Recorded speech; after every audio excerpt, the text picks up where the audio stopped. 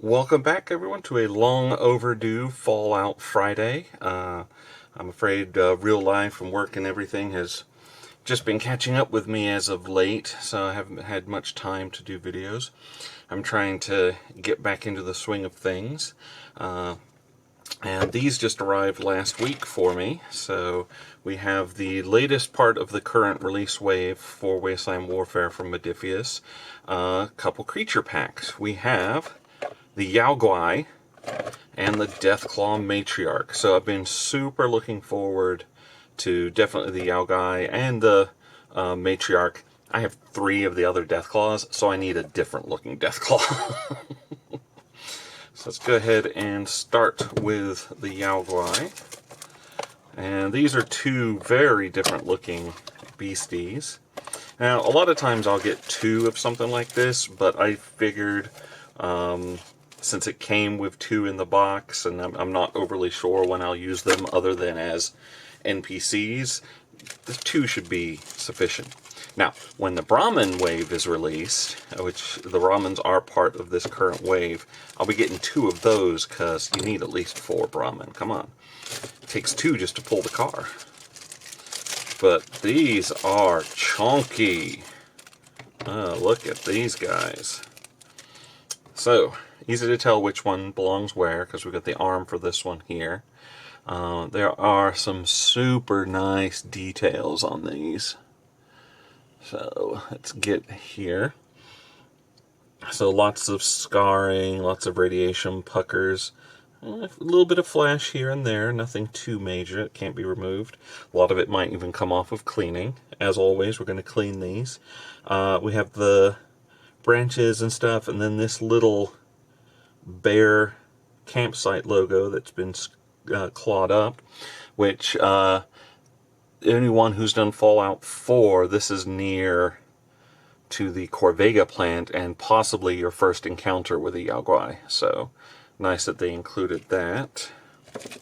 The other one is more diseased than radiated. You got a lot of pustules and all kinds of gunk looking on him. So that definitely, this is the one that they painted with as a glowing one. So that definitely nice to see the difference. Base is a little plain. We do have a fence that's fallen down, but otherwise a lot of open areas to put maybe some additional basing material if you want. And that is a solid single cast. Not a lot of flashing, so that looks nice. This will be really easy to put together. So let's take a look at the Matriarch. Oh, and these guys come on 50 millimeter base. I want to say it's a 32 millimeter model. So that's the 50, and the Deathclaw Matriarch comes on the same. And as it's the Matriarch, she is over a nest. So anyone looking for those omelets needs to go up against her. So we're just going to take a look at the base first because there's a lot of detail on here. So we have obviously her eggs, several skulls, and giddy up buttercup leg and body. Lots of brick, window. So yeah, there's a lot of detail to pick out here. So is it worth hitting up a Deathclaw Matriarch?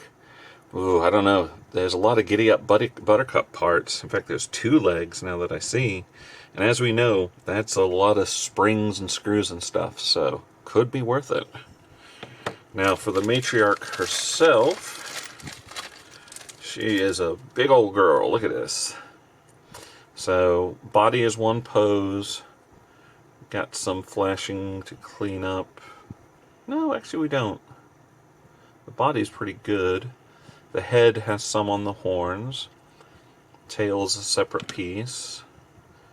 And the arms have a bit of flashing, especially looks like between, but like I said, that might come off mostly in the cleaning process. So yeah, nice detail work. So let's look at the body here.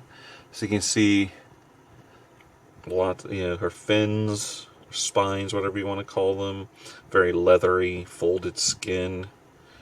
These are really nice to paint, are going to be really nice to paint with contrast. My original Deathclaws were done before contrast was released. So I think the difference in types of paint will also make her stand out nicely. And the fact that she's reared up as opposed to kind of the hunched forward pose of the other one. She's not really bigger than the other one, I think. We'll compare and contrast. So I'm going to go ahead and get these cleaned, and then we will assemble them and come back. Alright, so we're back after cleaning and assembling. So let's go ahead and take a look. Our Guai number 1 is looking pretty dapper here.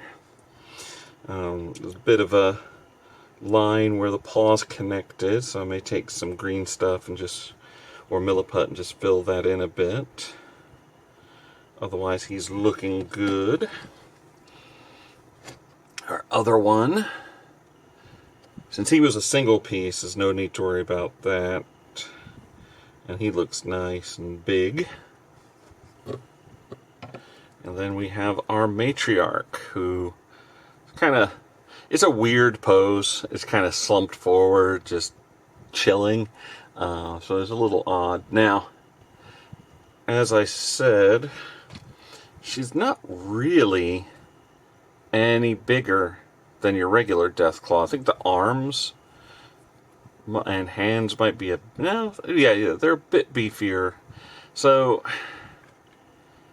yeah, I think she's maybe, actually now that I'm looking at on the side here, she's maybe 5 to 10% bigger.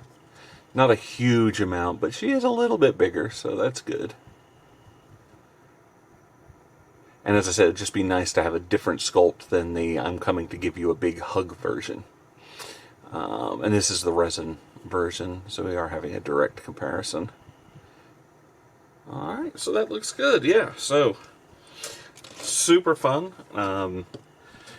May go ahead and get some paint slapped on these fairly soon, because they should be a pretty easy paint job. The bear is less so, because there's all the pustules and scars and stuff to work in, but I'm figuring on doing a couple browns mix contrast, and then go back into where the scars are on this guy anyway, and the whatnot, and just kind of fill those in. He'll be a little trickier because he's more like a plague bear. He should be running around in a Nurgle army in 40k, really. But overall, super happy with these. Glad to add them to collection. And we'll be back next week with another Fallout themed Terrain Tuesday, reviewing some resin printing. And then I should have another Fallout video next week, hopefully get some paint on something and do another tutorial. But as always, thanks, and we'll see you later.